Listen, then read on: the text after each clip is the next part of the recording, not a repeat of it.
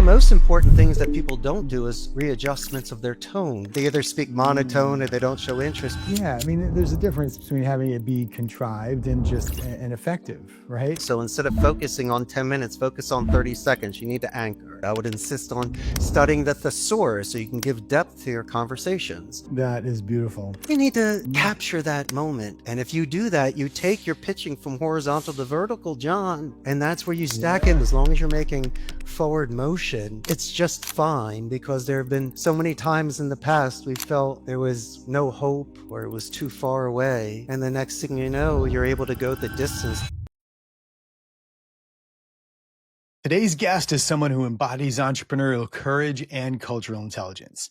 Richard Blank is the CEO of Costa Rica's Call Center, a business he built from the ground up after moving to Costa Rica at the age of 27. Over the past 2 decades, Richard has trained more than 10,000 bilingual telemarketers and built a thriving company culture driven by motivation, communication mastery, and even a little gamification fun. Think vintage pinball and jukeboxes. In this episode, we explore what it takes to lead across cultures, the power of soft skills, and how entrepreneurs can build businesses that are both highly effective and deeply human. Hey, Richard, welcome to the podcast. Really great to have you here. Great to be here with you, John. Pura vida, and I know you know what that means. Pura vida, baby. Yeah, or if you're a local, pura vida, mai. So yeah. Yeah, man, really good to have you. And it's cool that we share this love and passion for Costa Rica. That's why I wanted to start the conversation. So you moved there 27 years ago to build a call center business from scratch. So that's a pretty bold move, especially, almost 3 decades ago. So what inspired that move? Okay, we'll definitely break that apart. But what got me to Costa Rica is almost the same thing you did, mind, body, and spirit. But I was building on momentum. You and I, you're New York, I'm Philly. Yeah. We're Yeah. supposed to love and hate each other, but we also respect each other. And Yeah. before we even got live today, we were mentioning about the cold weather in the winter. And, when you used to stay home from school and watch Gilligan's Island, we all wanted to live there, especially with Ginger and Marianne. But and Lovey. Can't forget Lovey. But I had this opportunity in August of 2000. Now, I majored in college in Tucson at the University of Arizona in Spanish, and it was my favorite class in high school when I graduated Abington in 91. And so, most of our friends went to law school and medical school. They had a plan, family business. I don't know. They seemed much more mature than me back then. But this is what I did know. I did dedicated practice, kind of like the gym, but I did it with languages. I went above and beyond school. I watched the movies, read the books, went on dates, learned.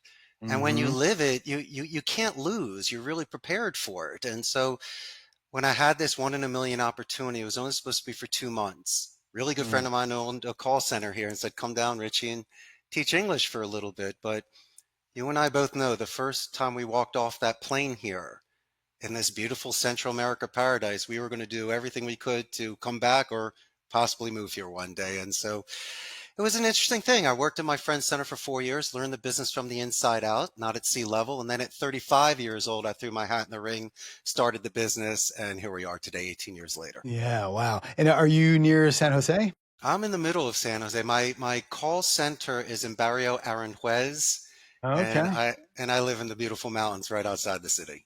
Ah, beautiful. Yeah. Up near where that wind farm is? That's on the second side, but around the Escazú area, where it's Yeah, nice sure. and cool, the weather, and Yeah. you get a nice view of the city. Yeah, that's amazing. Yeah. So you studied languages. So are you pretty good with Spanish? I'd like to think so. Also, like your son, I'm married a Costa Rican, so I have a free tutor. It's Ah, like good. Yeah. this. There's some people that are extremely book smart and capable. Yeah. And I myself, I had to live in Spain my junior year and major in the language. I just couldn't do it as a pastime and pick it up, or how some people can just grab it. But I loved it. I tell you what, I got a lot of positive reinforcement from people in the Latino community when I would use my limited Spanish, or they Mhm. would balance my grammar bike a little bit and add Yeah. on to my vocabulary, and almost like a goodie bag at a party, and send you on your way. And so you keep talking mind, body, and spirit. My mind kept saying this is a positive. I wasn't getting in trouble for the attention. I was getting positive attention. Right. And my body, physiologically, you kind of feel good about yourself if you, I don't know, if you learn how to do something like the first time you can surf or dance or play the violin. And I would have these breakthroughs. So physiologically, I'd get mariposas, I'd get butterflies, I'd feel elated, I'd have more energy, I'd feel much better about myself. And then spiritually, look at it like this. You can impress people 1,001 ways, but when you meet somebody that learns a second language, you do understand the structure, the discipline, the time. And so, regardless of your intentions or the outcome, there is that spiritual connection because you're putting a bridge there. You are almost like Hmm. the late master communicator Helen Keller that needed to create languages to connect to the outside world and was a genius. And so, spiritually, people see that you put time and effort in order to make a connection with them. So I'm not saying you're going to marry this person or they'll be your best friend, but it's a wonderful first impression when you're meeting It people. really is. I mean, and my Spanish is still pretty bad, but I do make an effort, and it is. It's very satisfying when you can get your point across in somebody's native language and understand a little bit about what they're saying. So it is a really great thing. Yeah, I love it.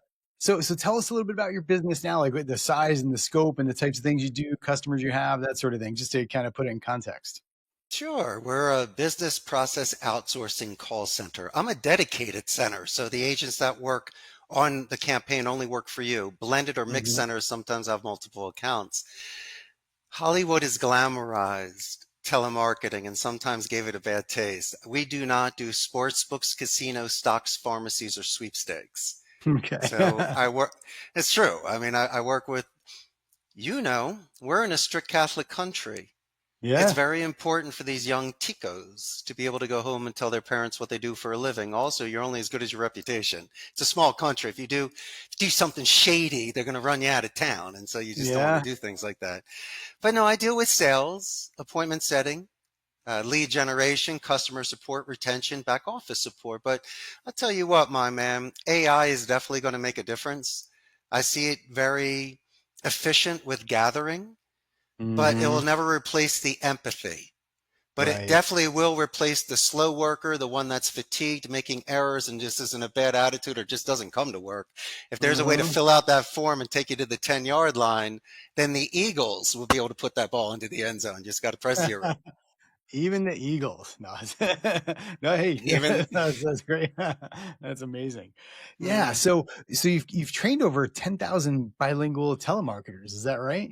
I mean, that is right. that's what yeah. So what have you learned about just effective human communication along the way? No, you can't take credit for what they're bringing to the table. These young men and women have been studying English for decades. But Yeah. what we're doing, it's almost like a top coach of a college basketball team. They're teaching you structure and they're Uh-huh. giving you tradition and routine. And they can also compare it to other mediums and other players. And so I was able to use my own experience, my wheelhouse. English is my first language, really balancing the vocabulary for more strategy and diplomacy. So it wasn't like the kind of ABC, always be closing sort of stuff.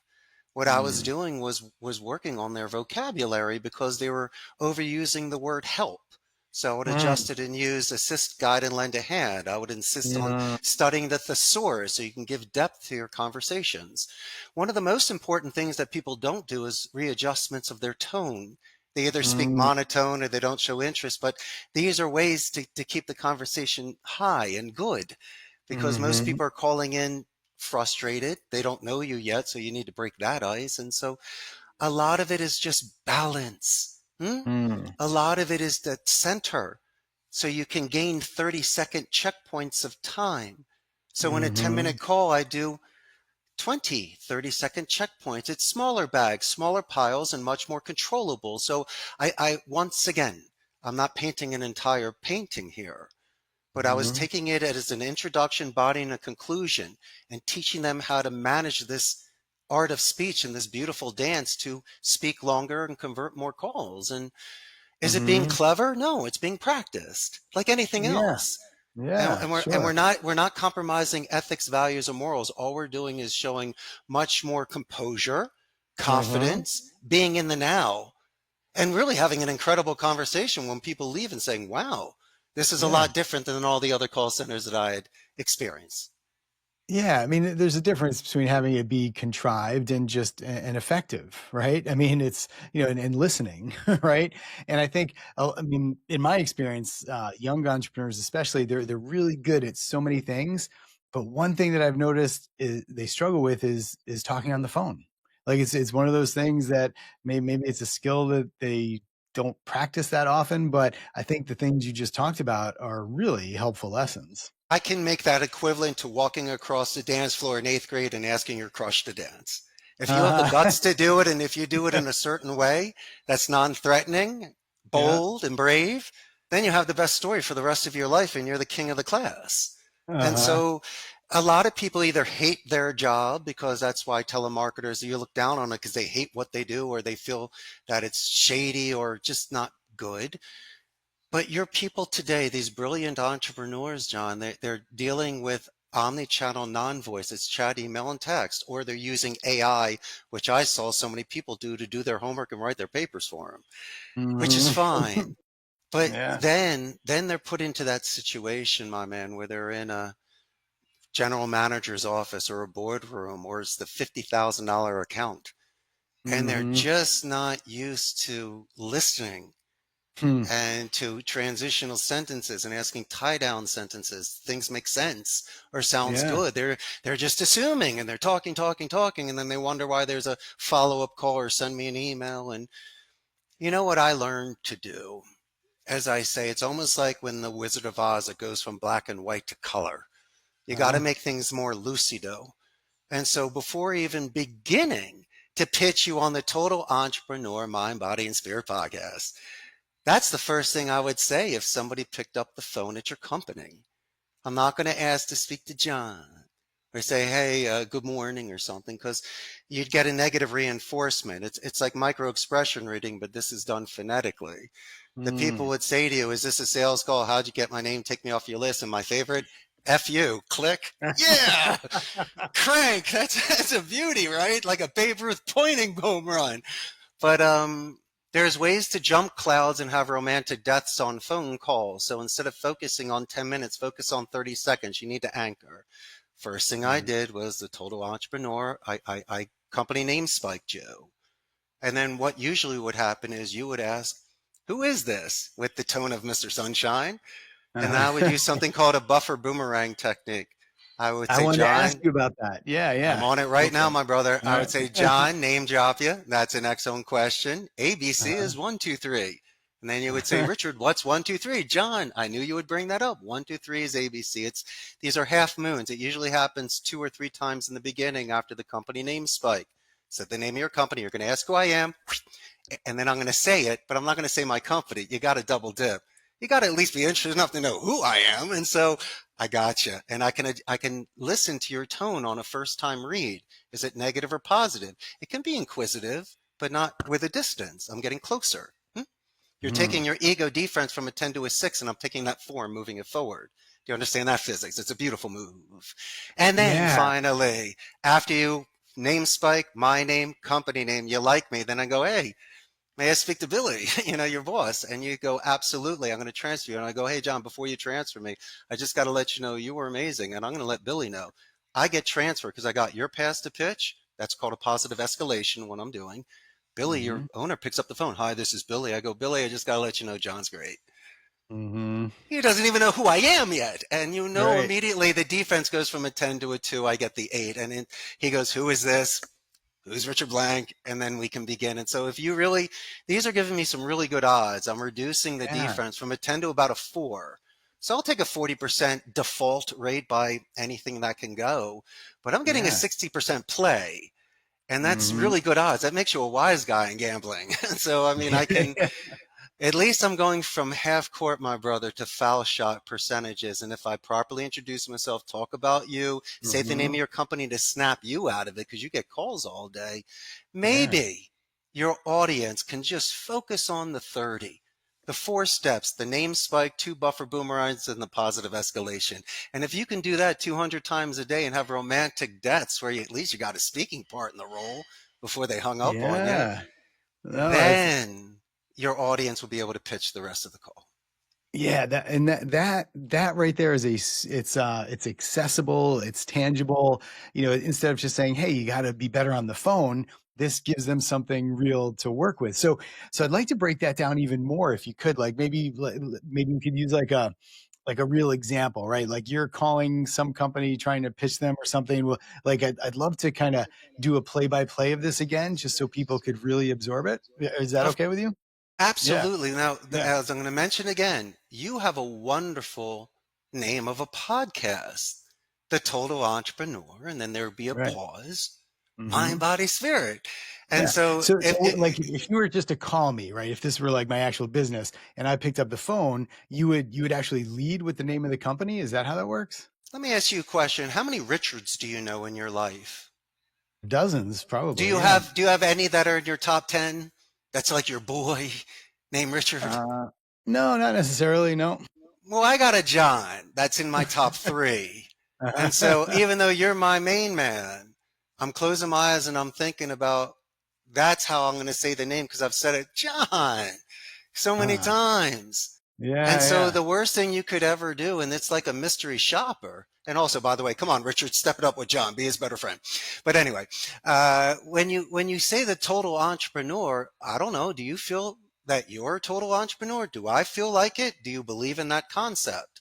So if you do, and this man, John Torrens, who's put his time and life into this podcast, why don't you give him the praise? Where Hmm. are his trumpets and his red carpet? Where's his moment? Because I Hmm. tell you what, most people don't know the 18 years of Costa Rica's call center, but if some guy calls me and says, Richard Blank, I just checked you out real quick on LinkedIn, 18 years in the business, you collect pinball machines, you moved to Costa Rica.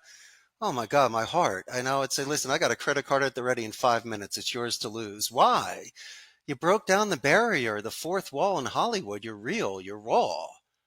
And Hmm. so, and you will know, you want to talk about spirituality?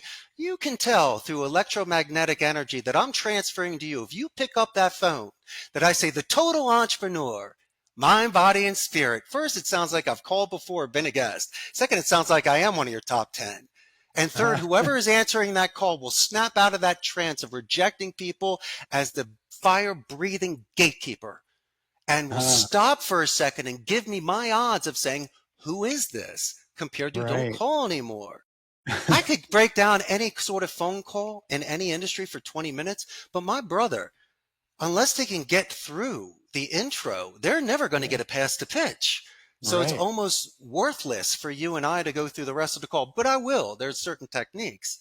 But if Yeah. they can't anchor at John Torrens or the total entrepreneur, they missed it.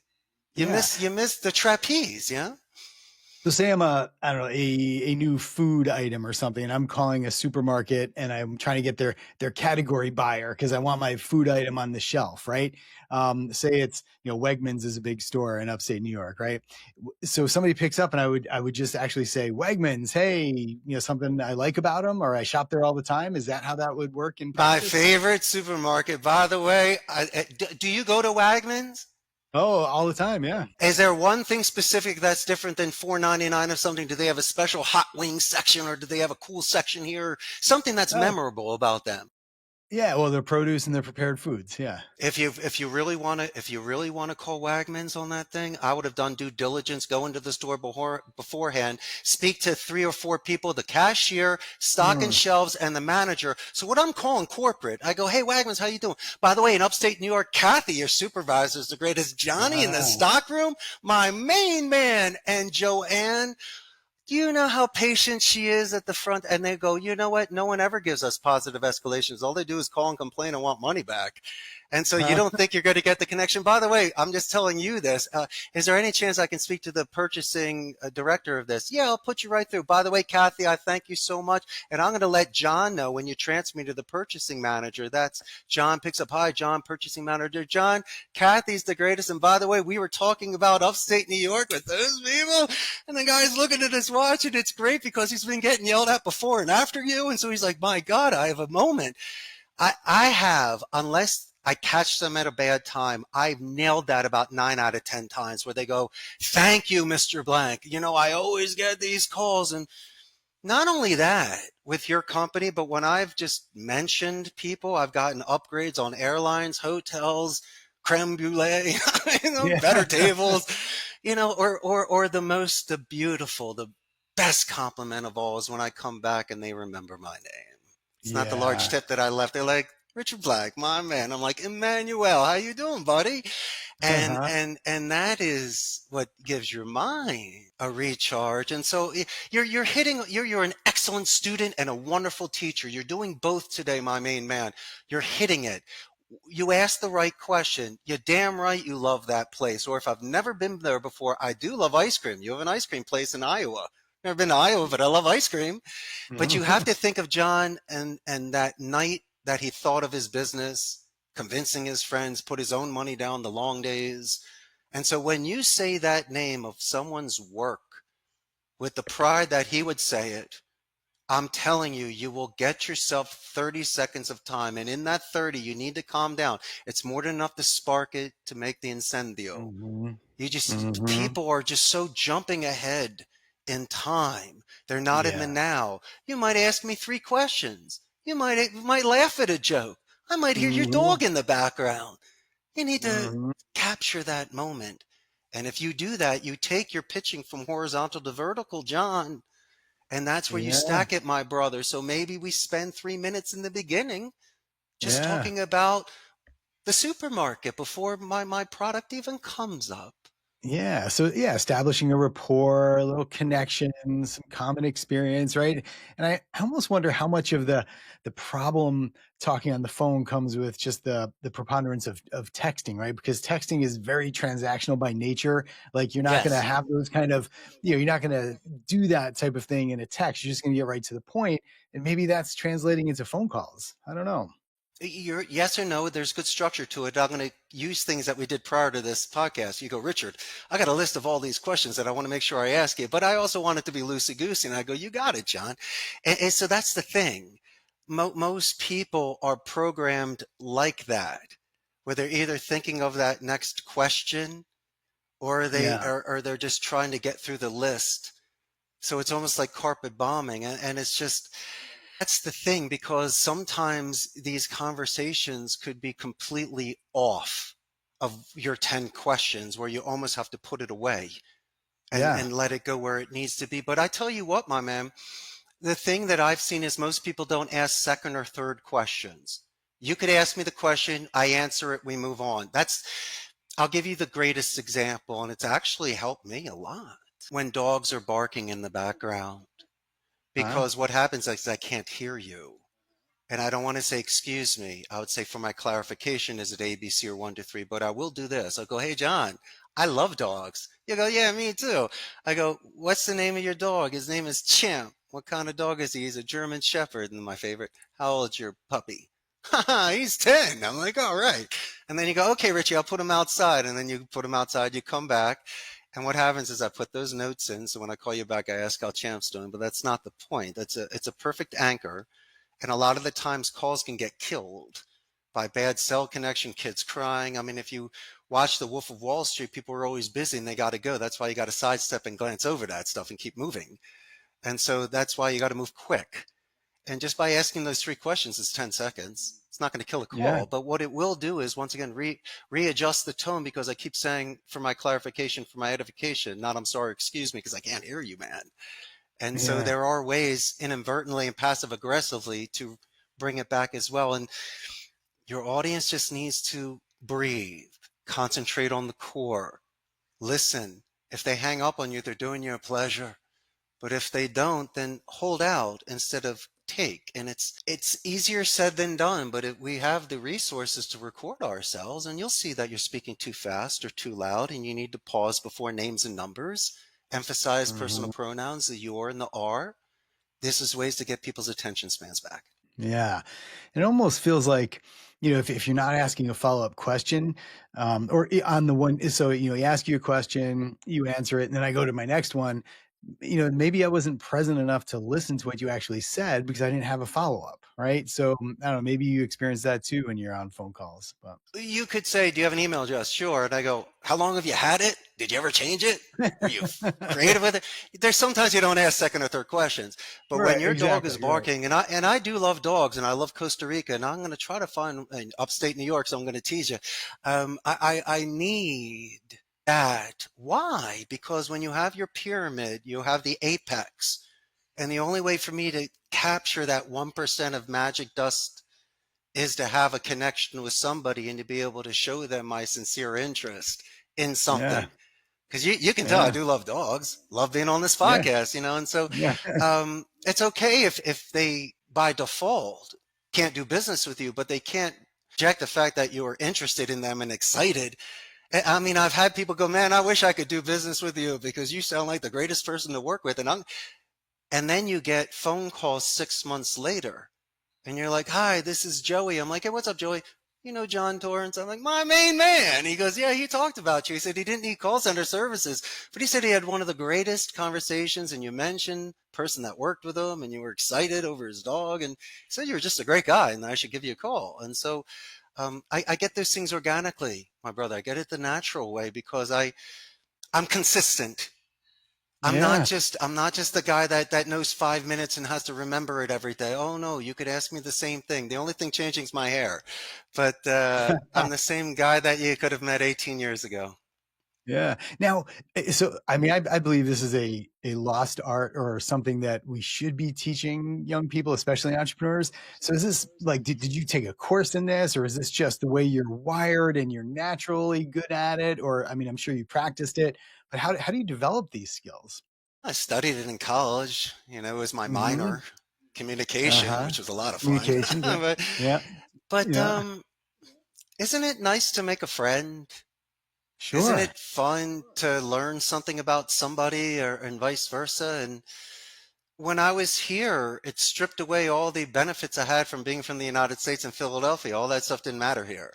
So I had to start from Hmm. scratch, and it really was essence. Is Richard interesting? Is he capable of, being open-minded? And so it really depends on how you feel about yourself. If you want to make yourself vulnerable and open up to people, or you can memorize the top 10 cool things in GQ and buy it and act it and be it, and then in 5 years change it. Hmm. Or you can be really who you are, and Yeah. through natural filtration your best friends will want to still be with you. And so for me, I didn't have the education structure to go to law school like my grandpa. He went to Harvard Law. My Mm. dad went to Columbia Business and my brother went to Washington Lee University. I didn't have the Oh, grades, John. I couldn't do it, yeah. man. I'm with you and on and that. s- so I said, maybe if I smile and I'm Mhm. kind, I might be able to connect. And if I can connect, maybe I can represent a company with another company and make some money. And so I would do Yeah. sales and I'd get out there and I'd do the Se habla español, which was fun for me. But I didn't realize that when you do study rhetoric and certain arguments, you are sharper. And you can take it from the most eloquent Queen's English to Eminem's 8 Mile, where he Mhm. stumps the guy at the end of the movie, and his Yeah. rhetoric was ripping on himself in his own way. And once again, both geniuses in different mediums. And so I will give your audience some homework. Okay, I'm not Alright. going to take full credit for this. I had to study the masters, and my master, the number one I loved, was the face man from the A Team, Templeton Peck, played by the actor Dirk Benedict, who was Yeah. also Starbuck Sure. in Battlestar Galactica. Yeah, yeah. Phenomenal actor. Listen, Mr. T was great beating up people and Hannibal Smith with the plan, but my favorite part of the show is the face man getting something, for Yeah, free, yeah. and being a character. And another interesting subject for me was Pierce Brosnan as Remington Steele.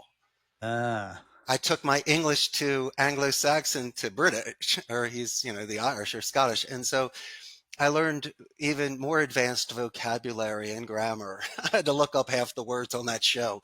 And then I took it to the final level. There was an actor named Basil Rathbone that in the Oh, never 30s heard of and him. 40s, oh, he was phenomenal. He did Sherlock Holmes with Nigel Bruce. He did like Ah. 100 old time radios, but he did 17 movies.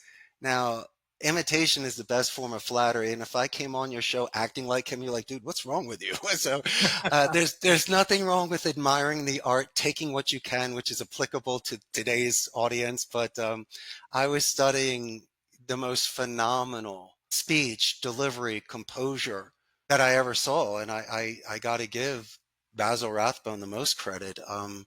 So if you want fun homework, watch that stuff, take the notes. You'll love all three of those characters. And that's the fact that I'm even mentioning them and putting them involved with me is amazing because they were an influence on how I speak today.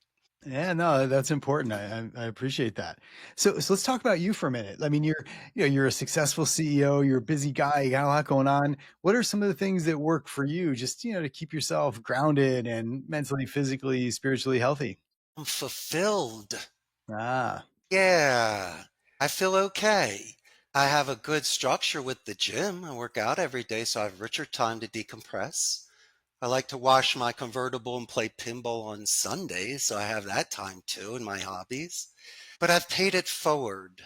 And I know that looking at 52 years old now, I see things not differently, but with the patterns.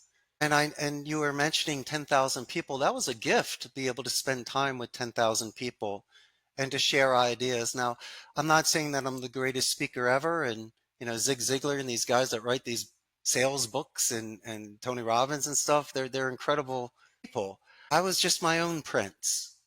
I decided to have a hero's journey and leave the United States and go against parents' guilt. I decided to double down on my favorite class, which was Spanish, which none of my friends, none of my parents' friends ever did. So there was no rate on return on that. There was no blueprint. And so my mind, my body, and my soul felt very complete. And I took this upon myself. Now, with you, my good friend, and I know that people study it on the computer and do their things, but how I learned it, I sat down and I pounded out that grammar for mm, 6 months. mm, That was it. That's all I needed. The rest was vocabulary, but it just takes 6 months of just the grammar. mhm, And it's not that difficult. It starts repeating itself. And if you don't make it a chore and you punish yourself, like I would mm. study something for a little while and then I'd go watch a movie like Die Hard, but I'd watch it in Spanish. Make it Yeah, fun. And then yeah, I would watch it with the Spanish letters underneath. Why? yeah, Because there's explosions, screaming, and noise in the background. And in real life, I may be in a restaurant, I can barely hear you, but little by little, you're adjusting your phonetic ear. So I yeah, was trying to make it as fun as possible, so I wouldn't hate it or be bored from it. And little by little, I'd see more patterns, and then I would start borrowing that. It's free, it's not illegal, and I'm not lying. I'm allowed to use that grammar structure. And I yeah, would take an expression and use it and just change one word out. Like me yeah, gustaría, me gustaría tomar café, me gustaría yeah, dormir. I would like to. yeah, And so I yeah, use me gustaría in the conditional tense. And I could use that a million times. It saved the day. I'd like to get out yeah, of here. I'd like to pay the bill. I'd like some money. And so yeah, I took the top 10, then it turned into the top 100, and now it's a part of me. And so, yeah. but I tell you what's very interesting as well. I've used Spanish as a defense. Look at me. I look like gringo. And so a lot of the times, I might be in a situation, let's say I'm out in Boys Town, and all of a sudden there's some shady people on the corner. I'm not going to let them know that I speak Spanish. I'm just going to see what would happen if they're being, with good intentions or bad intentions. Sometimes you can use that to your advantage. That's actually a great technique. Yeah, yeah. I usually the other way around. I try to use Spanish just so they know that hey, all right, this guy's at least got something on par with me. But that's actually a good technique too. Just flipping it around and waiting to see. Right? I Yeah. usually only do that, not in social situations, but let's say I'm walking downtown and there are people behind Uh-huh. me, or I'm standing at a stoplight to cross the street. I want to make sure someone's saying, "Yo, man, check out this gringo." I just want to make Right. sure we're cool. Exactly. Yeah. Yeah. Like yeah, his iPhone's in his right pocket or Hmm. whatever. Yeah. Yeah. Exactamente. Yeah. Great, man. Well, yeah, so we've been going for about 35 minutes. This has been really, really great. I especially like just the really practical, I guess, tips for conducting a phone call. And like I said earlier, I think it's just such a long lost art, or it's just something that people aren't used to. So I really appreciate that. And I think people will get a lot from that. That's May I great. share a couple more soft skills before we go? Absolutely. I would love that. So you got 10 things. You got your 10 products you're trying to sell this supermarket, right? What you got to do is almost like the price is right, like a Barker Beauty Kathleen Bradley, of course, Mrs. Parker from Yeah, Friday. yeah. Anyway, when you go out and you mention your first item, item A, just don't go item A, B, C, D, and E, item A, and you wait to see the reaction. But if you don't get a reaction, go through all 10. And if they don't do anything, you got to rake it and go, John, I'm sure you like at least one. You don't say you like them all. And then you Yeah. can start from there because I don't know you yet. I don't know how you react. You could be thinking, you could be writing. So if you don't get a reaction per one, and if you do get a reaction, stop and build it, rake it at the end. Just it's an insurance policy. I Yeah. also like to use the military alphabet with people Uh-huh. because a lot of the times you'll have an exotic name or people have served in the military. And it sounds exceptionally professional. And so instead of ending a call, you might get an encore. People want to talk about their service and you're so proud of them. And it's exceptionally important to take meeting minutes because most of the time they're not. I know AI is doing it for you now, so I'm just using old school stuff, but Yeah, I sure. would take very good copious notes. And so it would show accountability. And so when I would write them back or call them back, I would remember what we discussed and where we delegated and what the plan is. So it frustrates people when they need to repeat things. So there's nothing wrong for us to say, so John, you said ABC, is that correct? Yes.